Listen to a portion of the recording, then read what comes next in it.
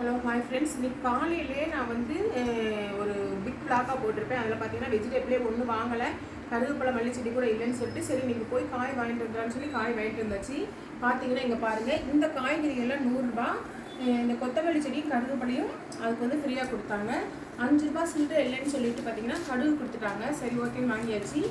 இது எல்லாம் சேர்ந்து 100 ரூபா. இந்த கடுகோடு சேர்த்து 100 ரூபா. அதாவது இது 95 ரூபா, இது ஒரு 5 ரூபா, 100 ரூபா. பாருங்கள், சுரக்காய் பார்த்தீங்களா எவ்வளோ பெருசாக இருக்குன்னு. இது தாங்க நாட்டு சுரக்காய், நீள நீளமாக இருக்குது பார்த்தீங்களா. அதெல்லாம் வந்து ஹைப்ரிக்கு, அதெல்லாம் வந்து இந்த அளவுக்கு டேஸ்ட் இருக்காது, இதில் உள்ள பெனிஃபிட்டும் அதில் இருக்காது. இதுதான் நாட்டு சுரக்காய்.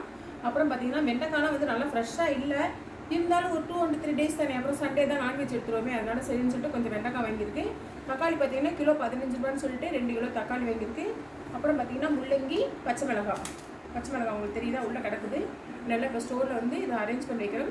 இது இவ்வளோ தான் வாங்கியிருக்கிறோம். இதெல்லாம் பார்த்தீங்கன்னா 100 ரூபா, இதோட சேர்த்து 95 ரூபா, இதோட சேர்த்து 100 ரூபா.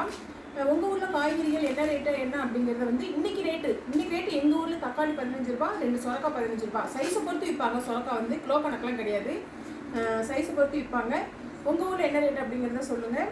பத்தாவதுக்கு இது வந்து ஒவ்வொரு ஊர் சைடு ஒவ்வொரு சொல்லுவாங்க, கொசுருன்னு சொல்லுவாங்க. எங்களுக்கு வந்து இது கொஞ்சம் வாங்கினதுக்கு ஃப்ரீயாக கொடுத்தாங்க, அவ்வளோதான்.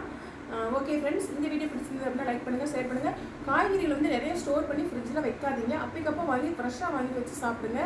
நம்ம ஏதோ குழம்பு வைக்கிறோம், அது ஓகே நம்ம வைக்கிறது சரி, காய்கறிலாம் ஃப்ரெஷ்ஷாக வாங்கி சாப்பிட்றது நல்லது. Okay friends, okay.